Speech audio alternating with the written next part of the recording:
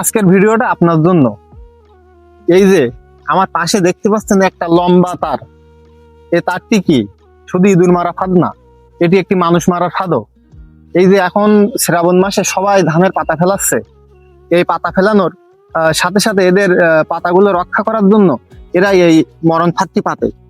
এটি সাধারণত ইঁদুর মারার জন্য পাতা হয় এবং এই ফাঁদে আমাদের অনেক বর্ষাকালে নিত্য নতুন কাজের জন্য অনেক সময় বাইরে আসি এবং বাইরে আসা এই তারকে আমরা খেয়াল না করে অনেক সময় এটার উপরে পাড়া দেই।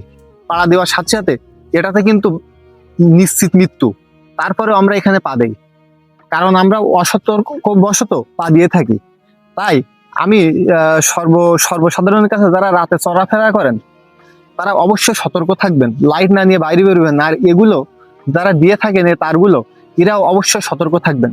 আপনারা যখন এটিতে কারেন্ট দেবেন তখন অবশ্যই একটি লোক অথবা দুইটি লোক অবশ্যই ডিউটিতে থাকবেন, কারণ এতে পা দেওয়া মানে তার নিশ্চিত মৃত্যু। এবং এই মৃত্যুকে এড়িয়ে চলতে অবশ্যই আপনার একটা ভূমিকা থাকা দরকার। এজন্য আমি যারা এই তারগুলো সেট করেন এদের কাছে বিনীতভাবে অনুরোধ করব, আপনারা অবশ্যই এটা যখন দেবেন তখন 1 থেকে 2 জন লোক অবশ্যই ডিউটিতে থাকবেন এবং সুন্দরভাবে সবাইকে বুঝিয়ে বলবেন। না হলে আপনার অল্প অসতর্কতার জন্য একজন মানুষের মৃত্যু নিশ্চিত। ঠিক আছে, আজকের মতো ধন্যবাদ।